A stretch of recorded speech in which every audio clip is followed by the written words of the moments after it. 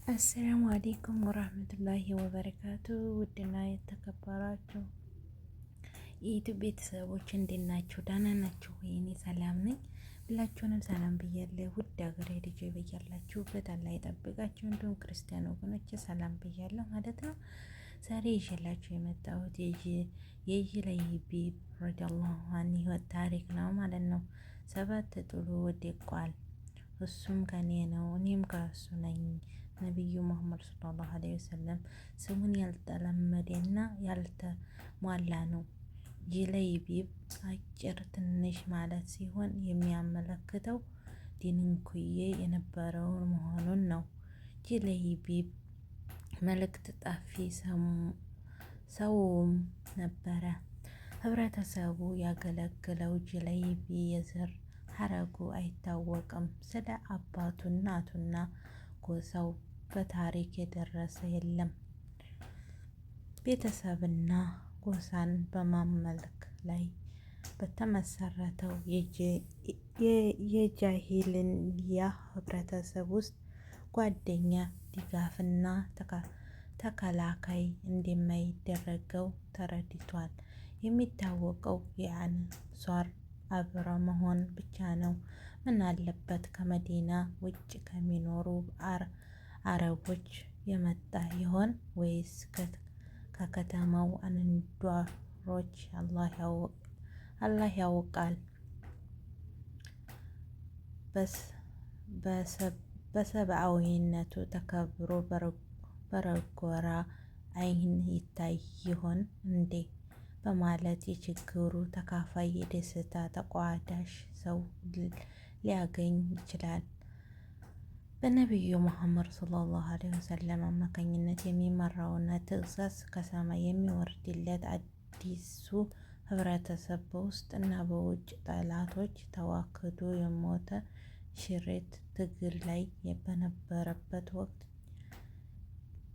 ጁለይቢብ አስታዋሽ አቅፎና ደግፎ ይዞ ይሆን? የርጎራ ህያው ተመሳስሌት የሆነ ነቢይ ሰለላሁ ዐለይሂ ወሰለም የመዲና ውስብስብ ችግሮች ምንም ያህል ቢገዘፉ ጁለይቢብ ከልባቸው ሊያስረሳቸው አልቻለም። መልእክተኛው ሰለላሁ ዐለይሂ ወሰለም ወዲያን እንዴት አንሷር የመዲና ሰው ቤት ሄደ። ለልጅህን ለዳረክ ፈልጋለሁ አሉት። ማሻ አላህ አንቱን የጌታ መልእክተኛ ብለን በፈሳሐ የምሞላ አስደሳች ነገር ነው የጠየቀኝ አለው በደስታ ፊቱ ፈገግ። ለእኔ ግን እንዳይመስልህ አሉት። ረሱል የአላህ መልእክተኛ ሆይ ታዲያ ለማን ነው? በቀዘቀዘው ድምፁ ጠየቃቸው። ለጁለይቢብ በማለት መለሰ። በድንጋጤ የፈሰሰውን አንሷር ሚስቴን ላማክር በማለት በፍጥነት ከነቢዩ ራቅ። በሚስቱ ጋር እንዲደርስ የአላህ መልእክተኛ ሰለላሁ ዐለይሂ ወሰለም ለልጁ ልድራት ጠየቁ ሲላት እሷም በደስታ ማሻአላህ በጣም ደስ የሚል ዜና ነገርከኝ፣ ለእርሳቸው መሰለሽኝ ለጃሊብ ነው እኮ ሲል አቋረጣት። ለጁለይቢብ በፍጹም በህያው አላህ ይሆንብኝ ለእሱ አልድራትም አለች። በድንገት ፊቷ ጠቆረ። አባትየው አቋማቸውን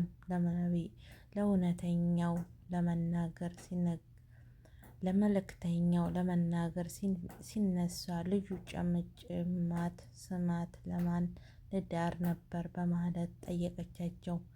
ነቢዩ ለጁለይቢብ ረዲየላሁ ዐንሁ እንድትጠይቋቸውና እሷን ግን ፈቃደኛ ያለመሆኗን እናትየዋ በነገረቻቸው ለልጅቱ በጣም አዘነች፣ ተረበሸች። የአላህ መልእክተኛ ጥያቄ ወዲቀ ታደርጋላችሁ እንዳታከስሩኝ ወደ እሳቸው ላከኝ በማለት የእስላም መልእክት የገባትና ኢማን የተላበሰችው ልጅ ጠየቀች። የነቢዩ ሰለላሁ ዐለይሂ ወሰለም ትዕዛዝ ከማክበርና ከመፈጸም በኋላ ለአንዲት ሙስሊም ምን ደስታ ይኖራታል?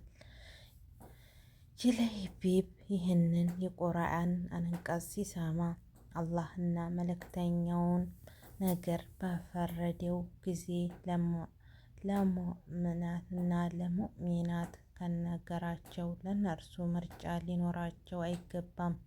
የአላህና የመልእክተኛው ትዕዛዝ የጣሰ ሰው ግልጽ የሆነ ምሳሌ በእርግጥም ተሳሳተ።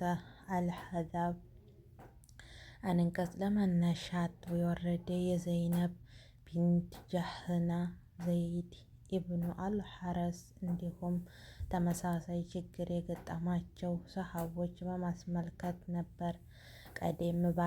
ቀዲም ባሪያ የነበረውን ዘይድ እንዲታገባ ነብዩ ያቀረቡት ሀሳብ መብዛትም አልተዋጠላቸውም። በመሆኑም ጋብቻው ብዙ አልቆዩም፣ ተፋቱ። በመጨረሻም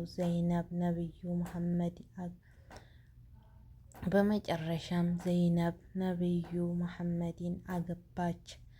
ለጁለይቢብ የታጨችው ልጅ የቁርአኑን አንቀጽ ለወላጆቿ በማንበብ የአላህ መልእክተኛ ይበጅሻል ያሉኝን ነገር ሁሉ በደስታ እቀበላለሁ፣ በተግባርም እተረጉመዋለሁ ብላ ነው። ረሱል መልሷን በሰው ጊዜ ጌታዬ ሆይ ጥሩውን ለእሷ አድርግላት፣ ሕይወቷንም የችግርና የመከራ አታድርግባት በማለት አላህን ለመኑላት። እንደሷ ለትዳር ተስማሚና ብቁ ከአንሷ ሴት መካከል አልነበረም ይባል ነበር። በነብዩ የተረዱ ጁለይቢብ በሞት እስኪለዩ ድረስ በደስታ አብረው ኖሩ። በአንድ ወቅት ጁለይቢብ ከነብዩ ጋር ለጂሃድ ዘመቶ ከሙሽሪኮች ጋር ጦር ገጠሙ።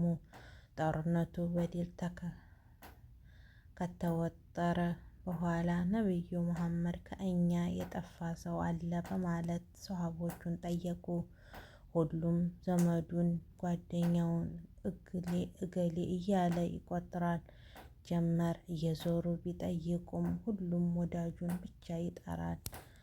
በመጨረሻ ረሱል ሰለላሁ ዐለይሂ ወሰለም እኔ ግን ጁለይቢብን አጣሁት፣ ጁለይቢብ ለፈልግልኝ በማለት አዘዙ። ከሰባት ከሃዲያን ጎን ወድቆ አገኙት። ነብዩ ወደ ጁለይቢብ ሄደው አስክሬኑን ፊት ቆመው ሰባት ገድሎ ተገደለ፣ እሱ ከእኔ ነው እኔም ከእሱ ነኝ አሉ። ይህንን ወርቃማ ቃል 2-3 ጊዜ ደጋገሙት። በእጃቸው አቅፈው አነሱት። መቃብር ተቆፈረለት። ሸሂድናውን ሰውነቱን ሳይታጠብ ቀበሩት። ይህች መዲናውያን ለዚያ ህብረተሰብ ለረሳቸውና ለናቀው ሰው የተዳረች ጓደኛ ለመሆን ያበቃችበት አደረጓት። ሰው ሰራሽ ጎጆ ባህሎች ንቃና ረግጣ ለነብዩ ትዕዛዝ ያላት አክብሮት የገለጸችበት ህይወት ነው። ለኢስላም ያላት የጠለቀ ግንዛቤ ያሳያል። የእሳቸው ጽኑ ፍላጎት ከራሷ አብልጣ በመውሰድና ለሰዎች ልጅ ክብር ሚዛን ሲሆን የሚችል የሀብት፣ የመልክ፣ የስልጣን ወዘተ ዓለማዊ መስፈርት ሳይሆን ለአላህ ያላት ፍርሃት፣ ለሀቅ ያለውን ፍቅር እና ክብር እንዲሁም በእውነት መንገድ የማድረግ ትልቅ መሆን